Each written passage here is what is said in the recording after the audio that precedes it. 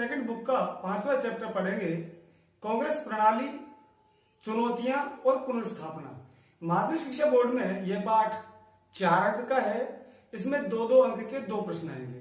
अपन direct lesson पे आते हैं।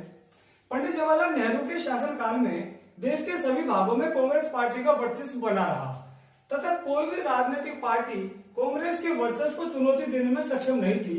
लेकिन पंडित जवाहरलाल नेहरू की मृत्यु के बाद कांग्रेस नेतृत्व के लिए अनेक चुनौतियां उत्पन्न होने लगी। राजनीतिक उत्तराधिकारी की चुनौती।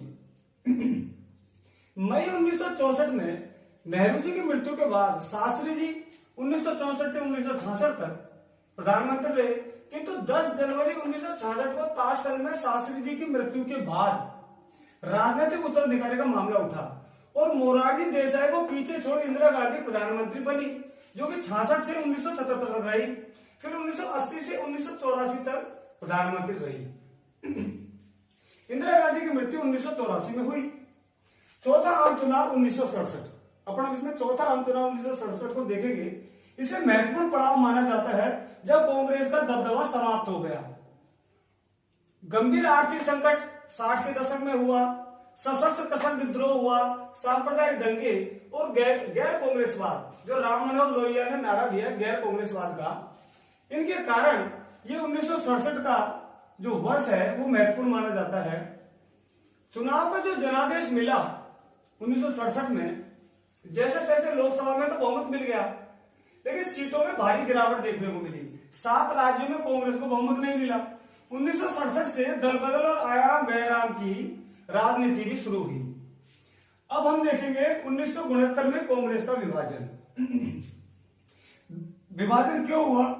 दक्षिणपंथी वामपंथी विचारधारा में कलह, राष्ट्रपति चुनाव में उम्मीदवार के विषय में मतभेद, युवा तुर्क व सिंडिकेट के बीच में कलह, मोरारजी देसाई को वित्त मंत्री पद से हटा दिया गया था। अब देखिए साहब कि 1967 के चुनाव में यहां पे प्रमुख रोल रहता है सिंडिकेट का। सिंडिकेट क्या है? जैसे 1 नंबर का प्रश्न आ जाए तो कांग्रेस के भीतर ताकतवर और प्रभावशाली नेताओं का एक समूह था, उन्हें सिंडिकेट कहते थे।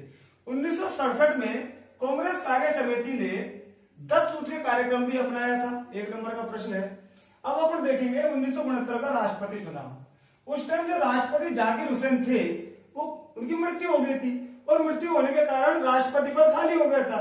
तो सिंडिकेट ने तत्कालीन लोकसभा अध्यक्ष एन संजीव रेड्डी को उम्मीदवार बना दिया, लेकिन इंदिरा गांधी ने उपराष्ट्रपति बीबी गिरी को राष्ट्रपति पद का नामांकन भरने को कहा और उसको बढ़ावा दिया और खुलेआम श्रीमती इंदिरा गांधी ने आत्मा की आवाज पर वोट डालने के लिए कहा। अंततः बीबी गिरी चुनाव जीत गए। अब देखिए कांग्रेस पार्टी का विभाजन कैसे हुआ।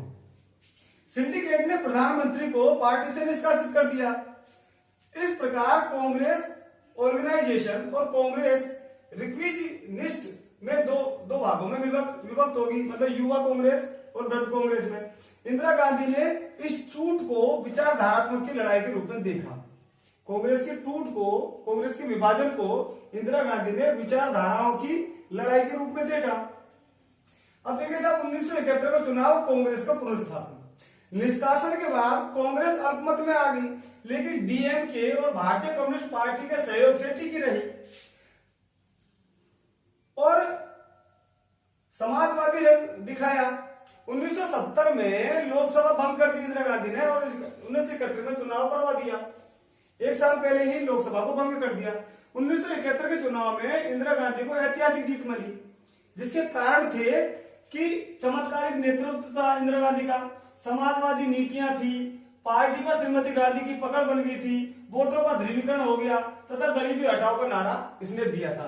और 1971 के चुनाव में कांग्रेस को अच्छी खासी सीटें मिली। 1971 में पाक से भी युद्ध हुआ, जिसके दौरान श्रीमती इंदिरा गांधी की लोकप्रियता में 4 चांद लग गए थे। 1972 के राज्य विधानसभा के चुनाव में भी श्रीमती गांधी को व्यापक लाभ मिला। उन्हें गरीबों, वंचितों के रक्षक और एक मजबूत राष्ट्रवादी नेता के रूप में देखा गया। पार्टी के भीतर व बाहर श्रीमती गांधी का दबदबा कायम हो गया। वो लोकसभा चुनाव के साथ साथ राज्य विधानसभा के चुनाव में भी इसको सफलता मिली। इस पूरे पाठ में जो हमने फास्ट रिवीजन किया, इसमें 2-2 नंबर के 2 प्रश्न आएंगे, इसलिए हमको इसको 2-3 बार पढ़ना है, 2-3 बार पढ़ लिया आपके दोनों प्रश्न सही हो जाएंगे और 4 में 4।